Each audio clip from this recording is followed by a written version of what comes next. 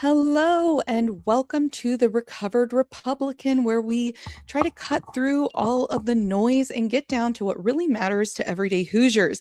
And today we're going to have a conversation with Dr. Cinde Wirth. She is running for Indiana's 6th congressional district, so help me welcome her to the stage.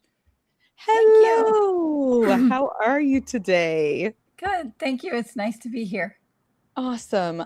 I am so excited to talk to you, but let's start with just what you're running for, who can vote for you, and your full name as it will appear on the ballot. So I'm Cynthia or Cinde Wirth, running for Indiana's 6th congressional district. What that district includes is over 3,000 square miles in 11 counties. It's a fairly large district. It's the southern 3 townships of Marion County, the northern 3/4 of Bartholomew County, the southern part of Randolph County, and all of Johnson, Shelby, Hancock, Rush, Fayette, Union, and Wayne counties. So and that should be all 11 counties. But again, over 3,000 square miles in those 11 counties. That's a very large count. That's a large district. It is all the way from Richmond to Indianapolis, all along I-70, and then down to Columbus on 65. So Well, there's a lot of interstate road in there. I'm sure. Yeah. But let's talk about, what do you do for a living? So I just completed my PhD in cultural and educational policy in December. My husband and I have a small business, but I mostly do consulting for educational and sustainability projects. So what that is looking like lately, it involves developing modern educational spaces and programs for secondary education, mostly science, and higher education students. And then small scale population renewable energy solution proposals. So areas that will require 1 megawatt or less. Okay. That was a lot of information, some of which I did not understand. That's okay. It sounds like you're a very intelligent person and working on some very technical things. But tell us about your family. It sounds like you're married. So I've been married for 33 years to my husband. We have 2 grown children. They have their own lives and careers. But we still have 2 dogs at home with us. And hopefully you will not hear from either one of them today. Those are always unpredictable, aren't they? Yes. Well, tell us what made you want to run. So I was a classroom teacher for 10 years, and I taught high school science. And every day, what I saw in my classroom were families that were stretched to the breaking point.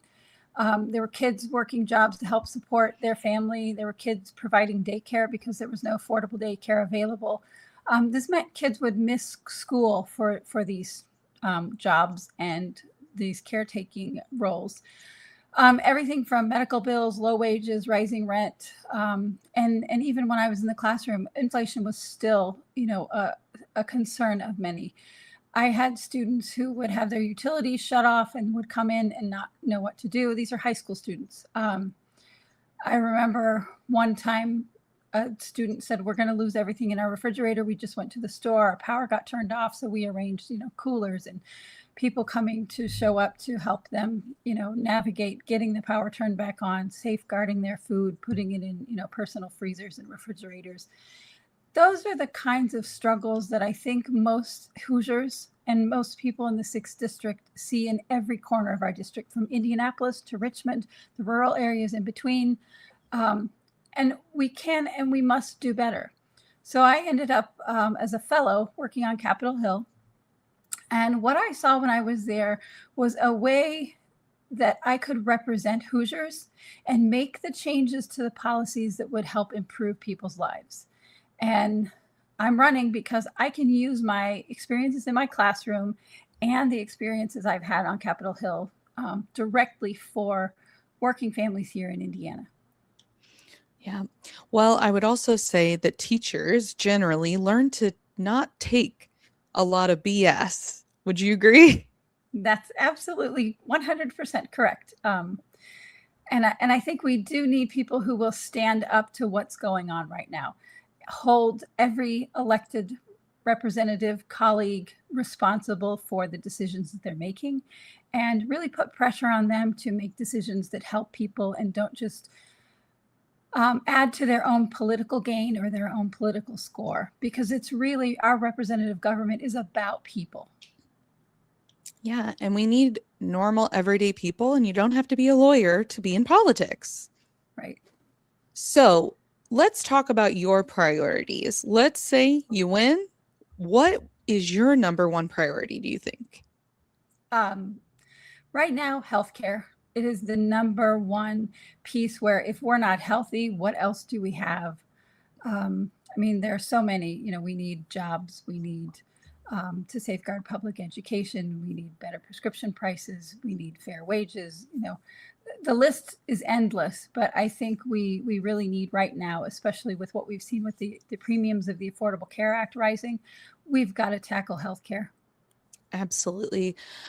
I will say it again and again, but I think that we should not be paying for another country's healthcare when we don't have guaranteed healthcare in America. We need universal healthcare here. And I am for universal healthcare. Why? Number one, it's the most fiscally responsible way that we can do healthcare in the United States. It's good for our country. It's financially good for all of us, and it's medically good for all of us. I know that I've looked into this deeply, and if you take a conservative estimate on the administrative costs for what we pay in private insurance, it covers about 25 to 30% of all healthcare costs. Those are just the private insurance administrative costs, billions of dollars.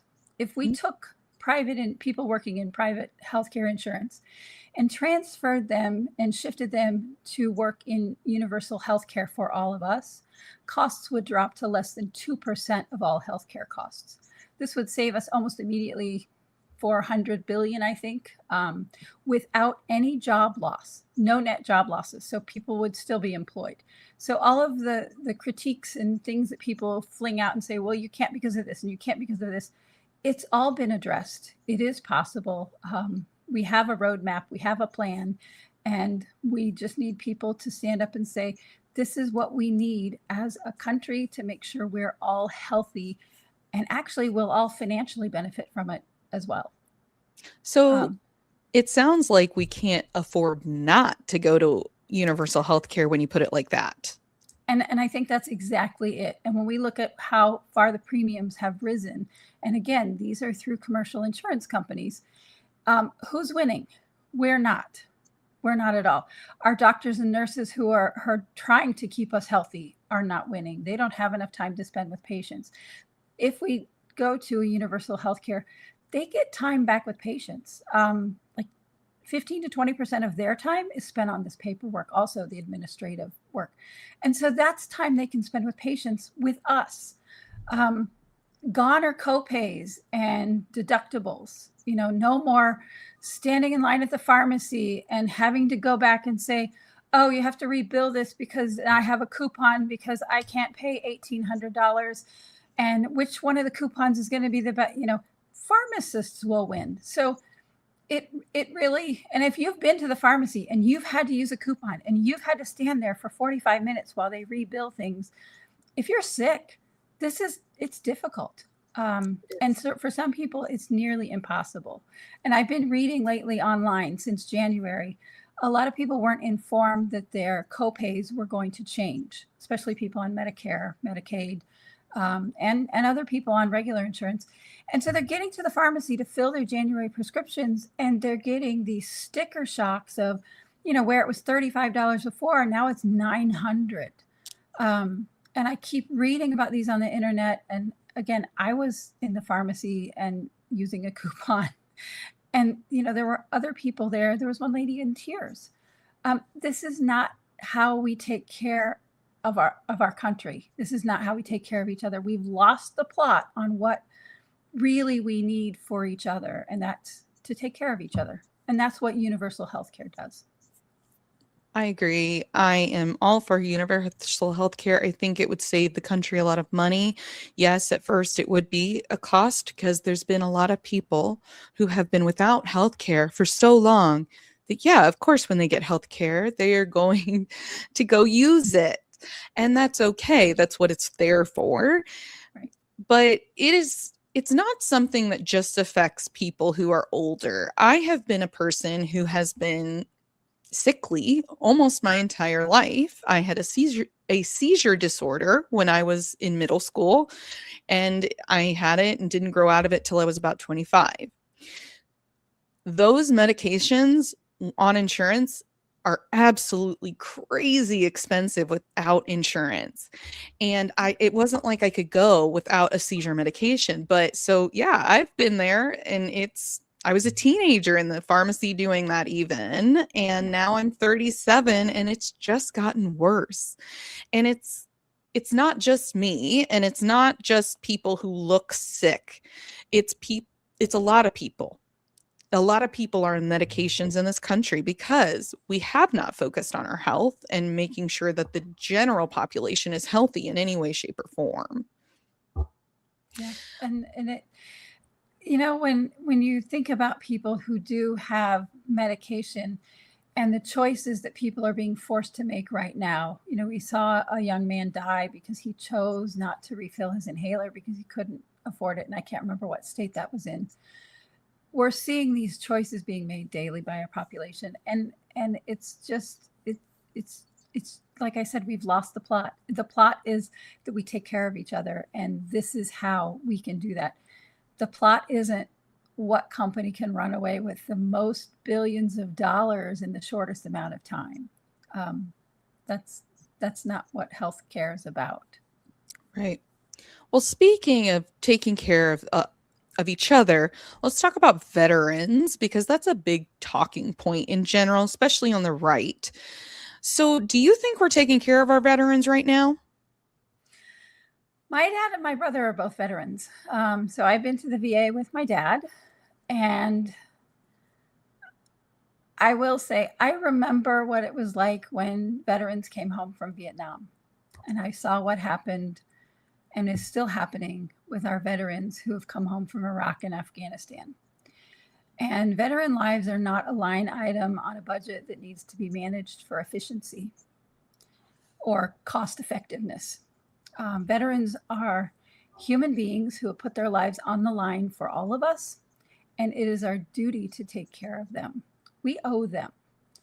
And I think that continuity of care for veterans is critically important, because if you're going in every time to get care and you're seeing someone different or somebody's rotating through, that's not how best to take care of people. That's starting over every month, every visit, every provider interaction that you have, and that doesn't help people. And so I think there's a lot of things that need to happen in veteran care. And again, universal health care is the foundation for that. And I think that universal health care will help everyone, including our veterans, because then we have one system and we're not navigating two or three. Okay. Makes sense to me. And I agree. I've known veterans who literally had kidney stones and almost died because they could not get care fast enough. And I'm like, that is absurd. If you're putting your life on the line for your country, and we say we're going to take care of you and you have these benefits, if you do this, then you should have those benefits. Yeah, I agree. And taking care of people, that's what the government is for. We are, it is to help take care of people. We do take care of ourselves, but we also, if we all pay in, how much easier that is if we, spread that out among all of us. And that's really what this is all about. We don't have to reinvent the wheel either. Massachusetts kicked this off as in a Republican administration 20 some years ago. It works really well. So we have a guide right here in the United States. Well, I love that. And I didn't know we had a guide. So that's great. But let's talk a little bit about veterans and homelessness. I think that also there is a big housing crisis in this country. And now, even in Indiana, they're trying to criminalize homelessness. I don't think that this is the way to do it. The way we're doing this is not humane, and again, it's not supporting veterans because almost 50% of our homeless population are veterans. Right. What are your thoughts? I think everybody needs to be able to afford a roof over their head. And affordable house, we have a shortage of affordable housing across the United States. What will help veterans as well as everyone? And again, I'm for solutions that help everyone, because by helping everyone, we help veterans. We need incentives from the federal level to build affordable housing again. We've had these before. And again, a lot of the things I'm going to say aren't new. We've had it before. We can do it again. We've had home buyer credits, first-time home buyer credits, or new home buyer credits, where there are tax incentives for people to purchase new homes. Those have been available in the past. We can bring those back. Those can be done from a federal level.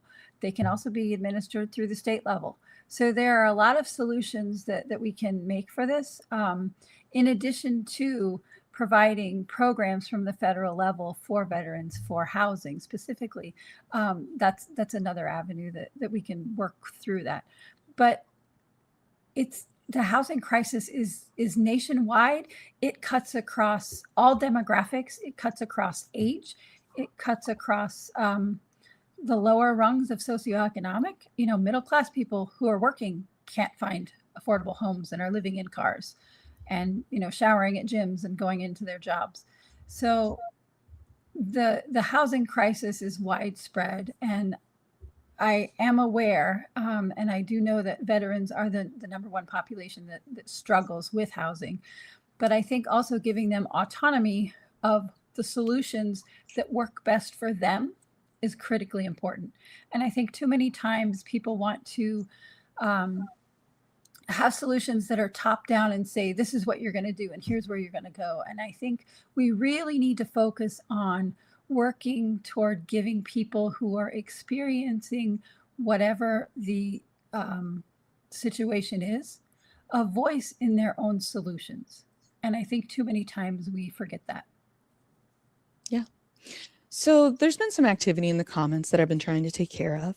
But what would you say to somebody who says that people who are homeless are choosing to be homeless? They want to be homeless. That's why they're homeless. I think that can be the case. And I think giving people who do make that choice, and I have certainly met people who do choose that because they don't want to,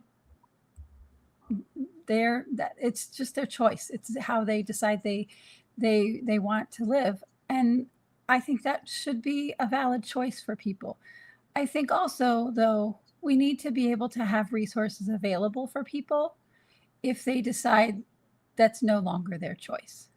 And I think punishing people for homelessness is wrong. There are people who have all kinds of ways that they want to live their lives. And part of the thing that we need to respect is that they have that choice. And if they're able to make that choice and do that, are they able to get to the things that they need, whether they have an address or not is really the critically important part. Absolutely. Like if you're choosing to be a vagabond, what is it? Urban camping is what people call it.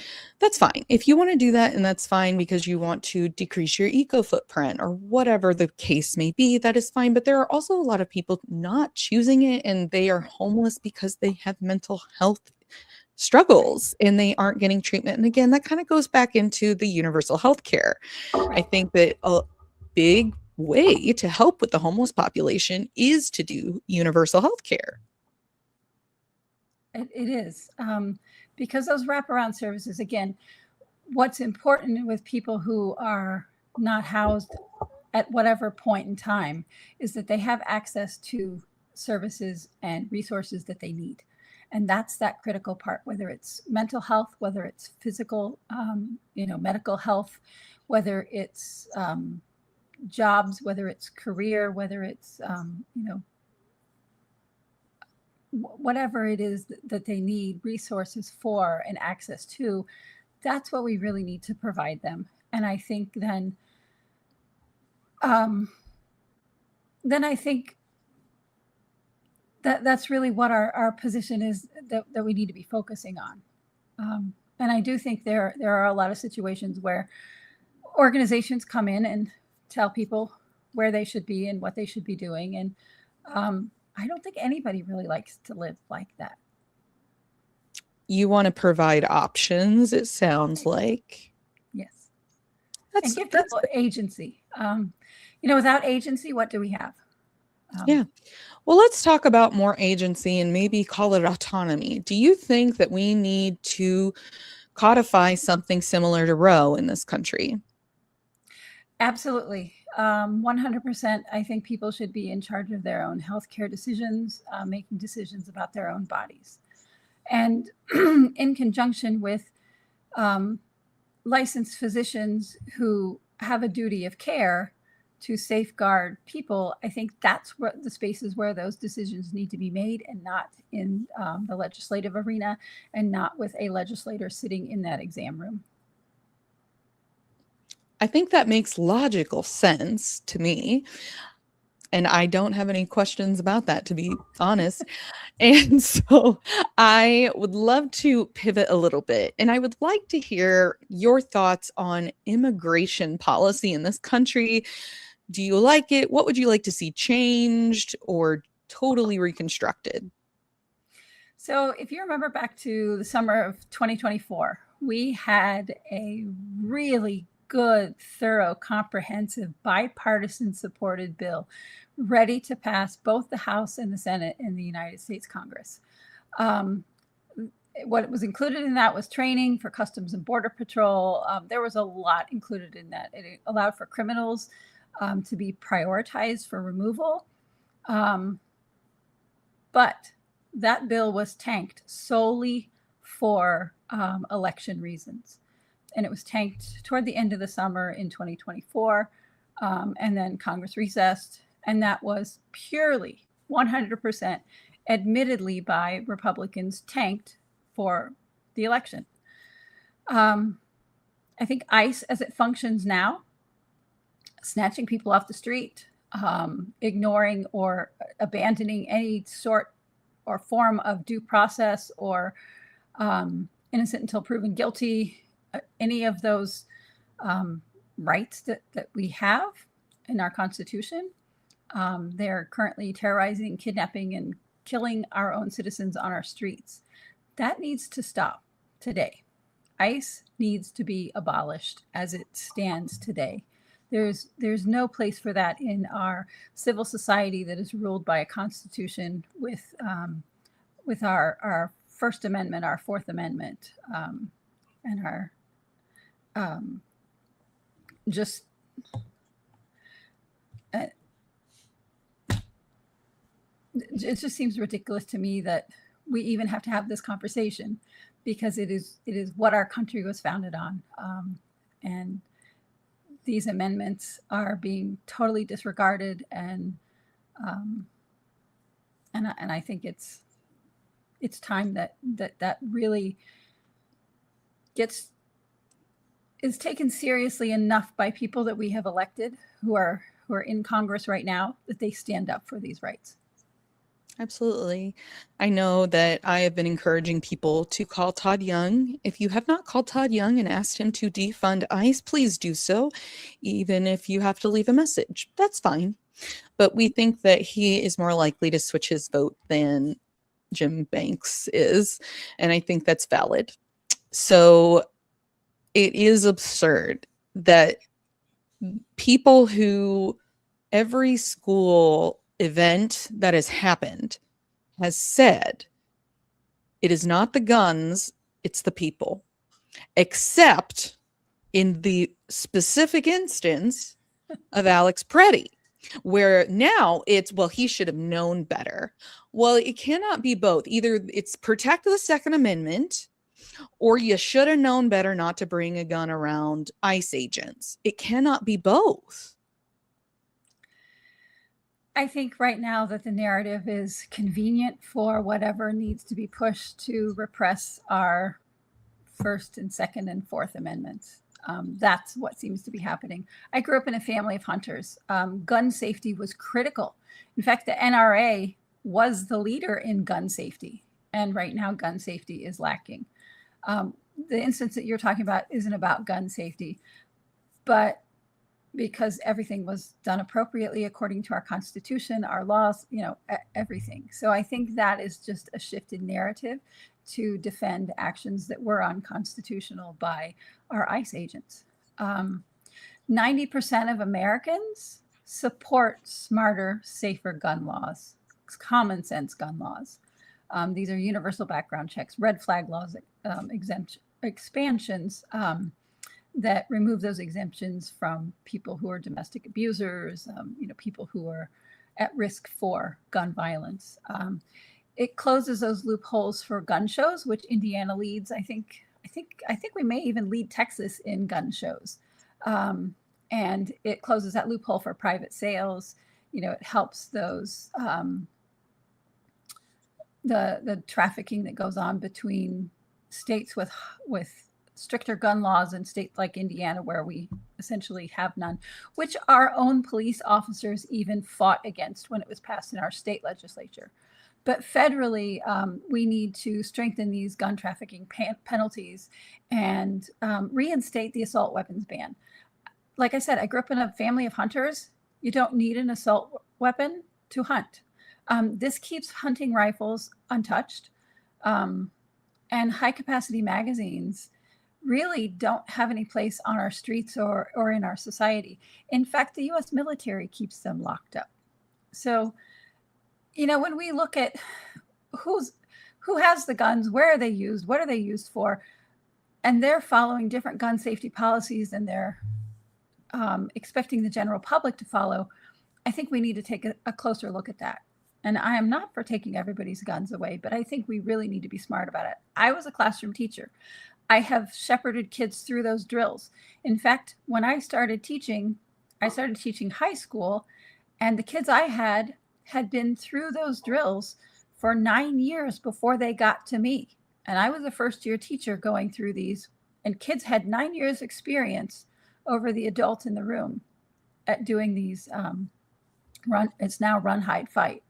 And when you look at what we've done to our children in schools and what they've been through, talk to some of them. What was it like as a kid, with all this adrenaline rushing through you and being terrified?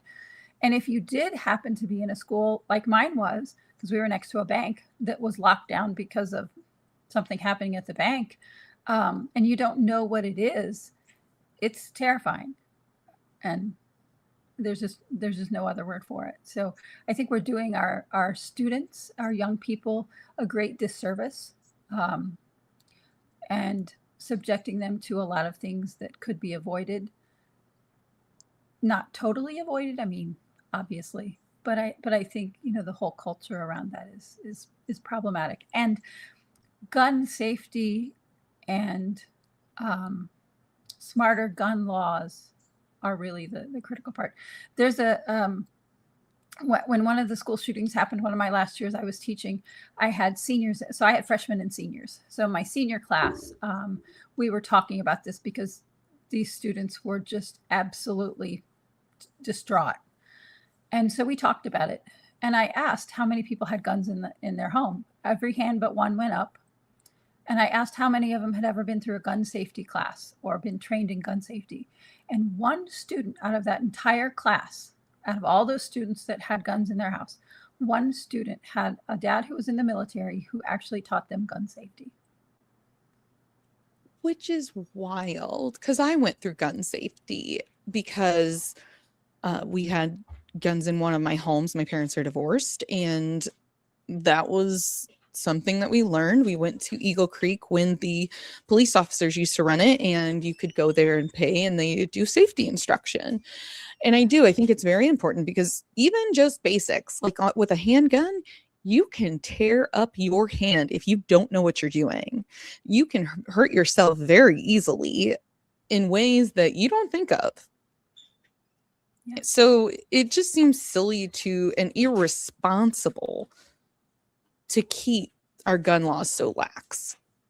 And I mean, the reason why we haven't passed these is because of the lobbying that's done and the millions of dollars that are changing hands for politicians. And that's the egregious part that really needs to end. Yeah. Well, let's talk about a little bit of a smaller population, but I still think it's an important population. What things do you think need to be legislated when we're talking about trans people or LGBTQIA individuals? It's pretty simple. I'm going to go back to the Constitution. The 14th Amendment guarantees everyone equal protection under the law. Doesn't matter your race, your faith, who you love, anything. And it's just as simple as rights for LGBTQ people, that includes trans people, for anyone, are civil rights. Yeah. I don't know why so many people have such a hard time thinking about such a small population. When people say, if you don't like gay people, don't get gay married, it just means like you do you and let other people do what they want to do because it's not hurting anyone. Right. And again, we have that protection. So yes, we should have that protection. I don't know if it's being respected as much as it should be. So let's talk about education, though, because I feel like, especially in Indiana, our public schools are struggling. What can we do moving forward to better fund our public education and more equally fund our schools? Because I think it's a disservice to our school systems to base everything on property value, because then if you don't live in an affluent area, well, that's just too bad for you, I guess. yeah, our public school funding formula is broken. I have my PhD is in cultural and educational policy. So I've studied this a lot from a lot of different angles. At the way Indiana's current funding works is that we are handing out $7,000, I think, checks to basically even wealthy families for private school tuition, while our public school classrooms go underfunded. Public schools have to, by law, take every student. Private schools may select their students and remove students as at whim. And I think when we set this up where we have wealthy people able to take public tax dollars and put those into private schools, that actually violates our separation of church and state. The Supreme Court did rule against that, saying, well, it's really public schools. But when you trail that all the way back, it's not. It is going to private schools. It is going to religious schools. It is going to sectarian schools. And our whole public education system, supported by tax dollars, was set up to avoid that. Federally, we need to re-strengthen, because it has been watered down, weakened, and almost dissolved, our Department of Education. And our Department of Education is really important for public schools because our rural schools depend on these funds, the Title I funds and other title funds, to serve our students in basic things like math and reading. And without these funds, it becomes, like you said, there's not enough wealth there to fund these schools. So we rely on other sources of funding for it. And our rural schools are the ones that really, and our urban schools really lose. The Individual with Disabilities Act was put into place so that every student, whether they're disabled or not, is able to receive a high quality public education for free. And when we start taking away the Department of Education at the federal level, we lose this. And what that means is that students who are disabled or differently abled lose support and lose funding for programs to serve their educational needs. Right now, Indiana schools are being forced, and I think all schools across the nation are being forced to adopt block grants instead of direct title funds, which makes it so that those dollars don't have to go toward students' special education programs, the students with different abilities, and doesn't have to be used for their educations. So explain that a little bit I know more. it's a really complicated answer. So at the federal level, we take all of this money and we put it back into schools who meet certain qualifications, rural, income, things like that. Title I. That's what keeps our schools able to serve students in rural areas, in low-income urban areas, places like that. And you can look for Title I schools in a lot of places. But it sort of levels that playing field for all students. And that's what education does. Education is free and public education for everyone, gives everyone the same chance to move forward in their lives.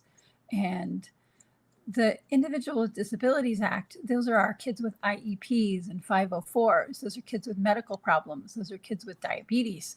Those are kids with learning disabilities, with physical disabilities. And what those funds do, what that law guarantees, is that those children, students, can receive a free public education also in the best place that's suited for their needs, the least restrictive environment. So that means usually a public school classroom, with their peers, not set apart, not different. And that's huge. There was huge wins, when those laws passed. What's happening now is the funding for those programs are being shifted to other things, vouchers, which are now going to private schools. Private schools do not have to abide by the same laws to serve every student, whether they're poor, whether they're able or disabled. Public schools do. Yeah. And they can choose to kick out a student mid-year, and they don't have to give voucher money back. And then that student has to go to public school. Yes. And so we have to pay for that student twice. To me, the voucher program is very much a waste of money when you look at it that way, because these private and charter schools are not held to the same standards. But thank you for explaining that more. As somebody who is a speech therapist, I know a little bit more about that, but it's so complicated. I just wanted to get it out there a little bit more for people who maybe don't, because I was like, that is a very complex answer. It is. So, it is, and it's a complex. It is a complex topic, but it's actually very simple. And that's what people don't understand. They say, oh, well, at the federal level, we don't need education because we have it at the state level. But we do, because we don't have these protections and these monies available from the state level to do what they do at the federal level. And it's been very successful. If you went to a public school in the 70s or 80s or 90s, you really benefited from all of this, and even into the 2000s. We're seeing those kinds of things kind of rolled back. If you do work in a school system, I know there are different kinds of therapy that are done in schools for students, and speech language therapy and occupational therapy. There's some physical therapy. Those kinds of things that were done in the school setting, where kids are with their peers, and maybe they're pulled out for like 10 minutes. Maybe 20 minutes, maybe, I don't know what all the time frame is with them. Maybe it's part of their classroom experience, and the professional is in with them. That's the way it should be, because then they're still with their peers. They're not taken away. And it's a huge part of successful school for so many students. And it's really unfortunate that we're seeing these cuts in the name of, again, I'm going to say that we have human beings. We don't have line items on a budget for efficiency and cost effectiveness. These are human beings who are learning. Absolutely. And as a teacher, I had to take a lot of those students who were removed from private schools, but we didn't receive any money for, which in one case almost doubled the size of one of my classes. Right? So it impacts every student when that happens. It impacts every teacher when that happens. And people don't think about that. And you're absolutely right about that. It happens more often than anyone would ever imagine. Yeah. And I think it's important to also discuss the fact that it's called push-in therapy when you do it in the classroom. That's what we call it. And the reason we do that is because we know from research that children who are with their same age peers are going to get much more out of that experience than if they are off in like a special education classroom or held back, because then it's like they still have awareness. They still know that they're different, and that just makes it worse partially. And then also doing push-in therapy is so helpful because if there's a specific problem in a classroom, you can problem solve with that therapist and work together to come up with a solution for that student. So I just wanted to mention that because a lot of people don't realize that. And I see a lot of places being like, well, they're little, like, let's keep them back because they're not talking it. And I'm like, no, we need to move them up because they are aging and they still know what's going on. They're just not at a point that they can talk yet. But pivoting a little bit, Yeah, with the absolutely. And economy. I love that you have experience with that, and that you must be a professional in that. And I think, again, I think we have so many unsung heroes in our school systems, and that's one that I couldn't have done the job that I did without the professionals who were coming into my classroom and working with my students. And it was incredible. And when I was first growing up, that wasn't the case when I was in kindergarten, first and second grade. Yeah. That I don't think people realize how recent those laws came into existence. Yeah. I believe that IDEA was like 1998 or 88. I'm trying to remember. It's an 8. But that's not that long ago. Yeah, it's not. So people don't realize that these things are so important, and you also don't get those kind of services in private schools. You still receive services, but it is cut usually in half or by a third. So it's much more beneficial for your child to go to a public school if they do have an IEP. So, but let's talk about the economy a little bit. How do you think our economy is doing? What do you think we should be doing differently? Are the tariffs working?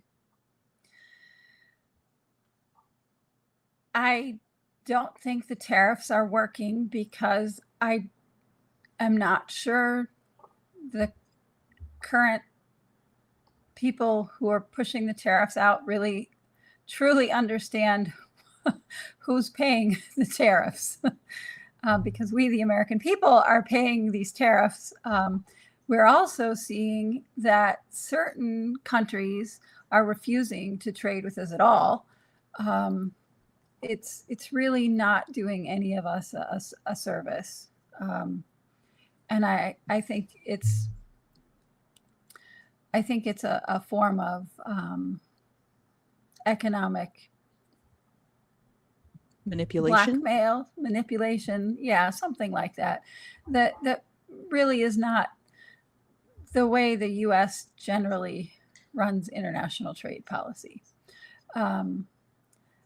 My concern is for the 99% of people who are living in the U.S. and in Indiana. 99% of us, those tariffs may hit us in different ways. We may notice them, we may not notice them, that kind of depends. But I think overall we are seeing that things are more expensive, and it is affecting us in a lot of ways. Medicines are more expensive because we import a lot of medicines, and the countries that we're importing those from, there are some that are exempt and there's some that are not. And I think we have one person who's a tariff expert who's in the 6th district, and I talked to him quite often, I mean, often enough that he's explained to me like what his job is with the tariffs. And it's incredibly complex what everyday working people who are working in these spaces are having to navigate on a daily basis that's changing. So it's really unfair to so many people that, you know, this decision's being made without just by one person essentially, and it's affecting so many people's lives. Again, my concern is the 99% of people, which is most all of us. What I think would help our economy that we can do from the federal level is institute that 1% wealth tax, and that's $32 million or above. So if you don't have $32 million, you're okay. And if you do have $32 million and $32 million and $1, that would be 1%. So I think when we look at it, you know, in realistic numbers and not just say, oh, well, you know, I make $300,000 a year, I'm wealthy. You know, we're talking different scale of wealth. And again, these are all proposals that are out there. They're nothing new. They're the ones that make the most sense, that help the most people.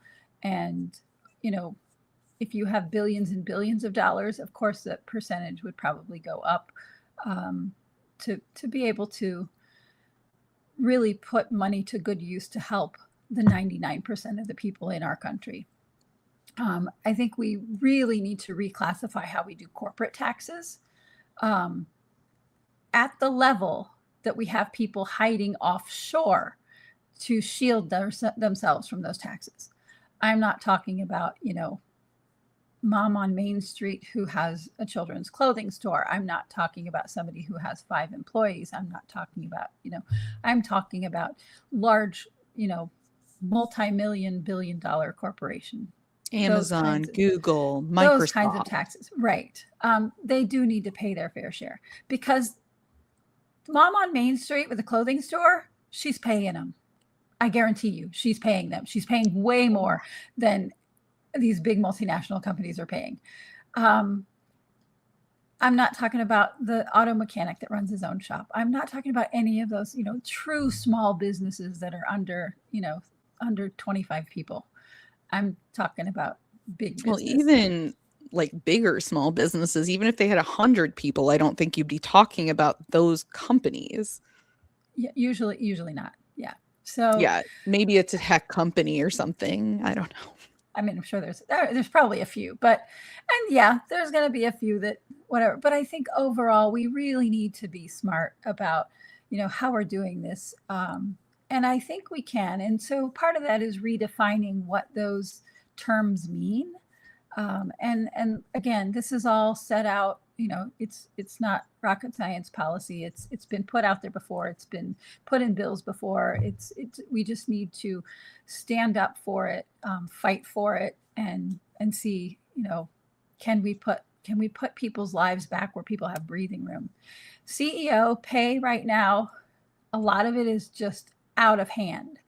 And there's a proposal in a lot of these bills that have been put forth that if your company pays your CEO more than 50 times the average worker's salary, then they have to pay an extra tax. I think that makes sense. I mean, why wouldn't it? If you're paying your CEO 50 times what somebody's making on the job, that's 50 workers. Yep.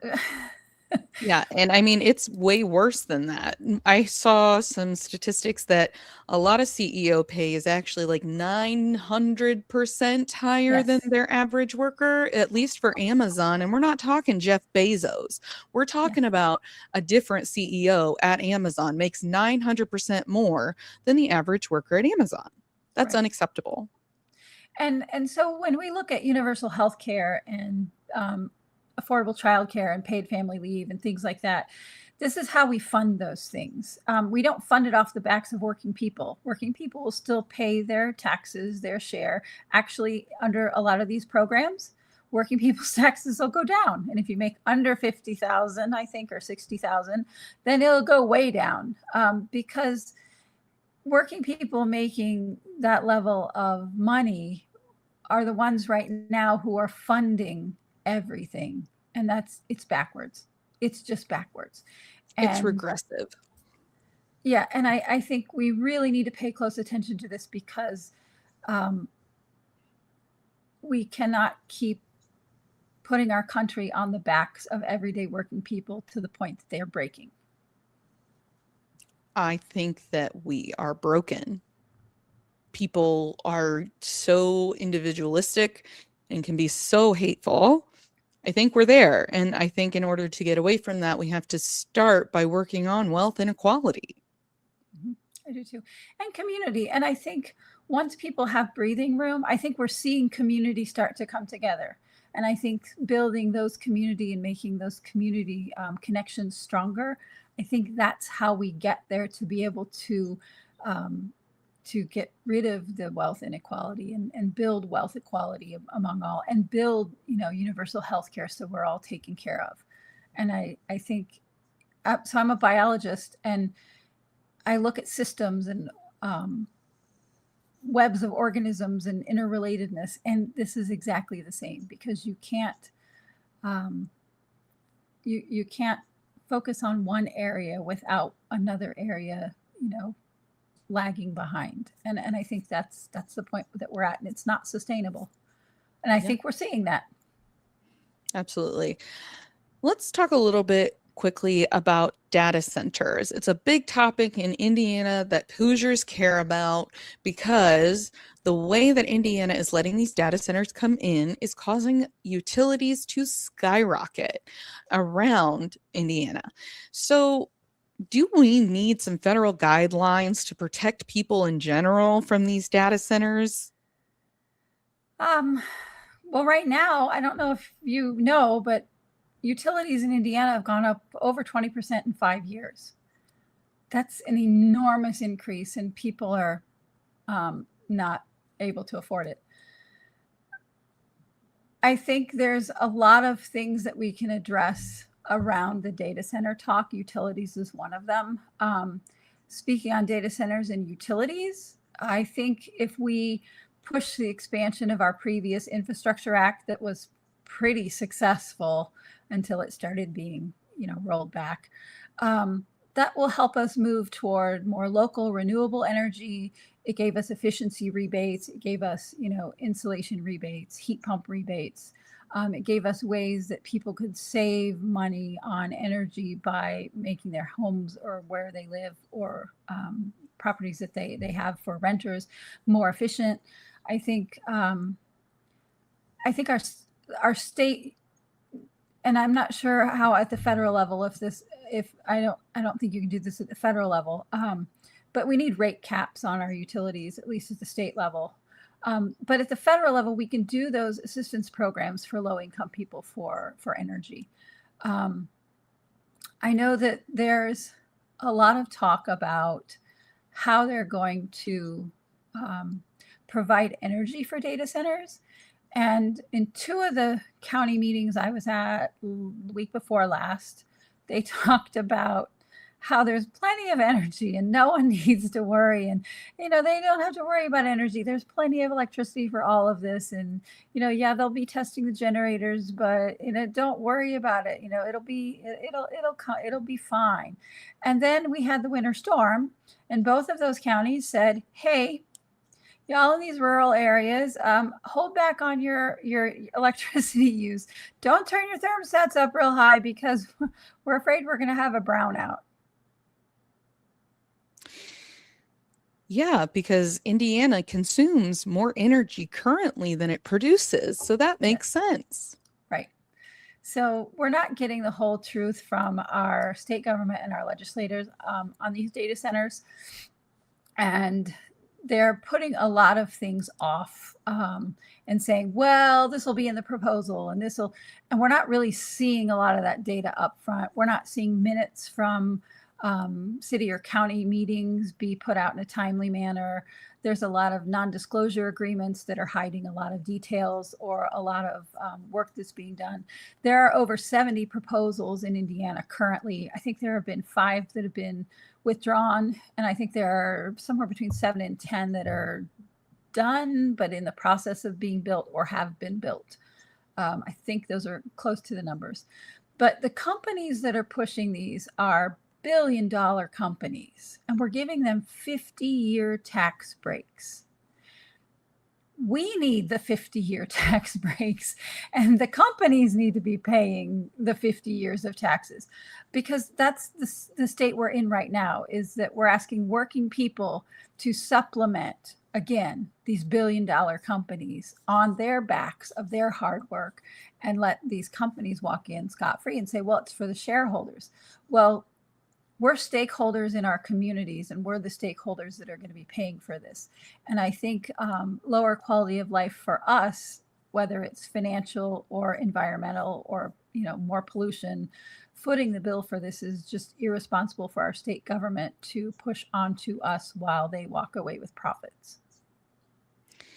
Yeah, and it doesn't even talk, you're talking about the infrastructure too. Like they are saying that, oh, they don't have to pay for the infrastructure. Hoosiers are going to pay for that infrastructure. So that's more taxation. Right. It's just irresponsible, in my opinion. But we are running close to the end of the hour. So I wanted to thank you again for coming on, but I also want to give you some time to tell people where they can find you, where to donate to you. You are a grassroots campaign, so every dollar counts.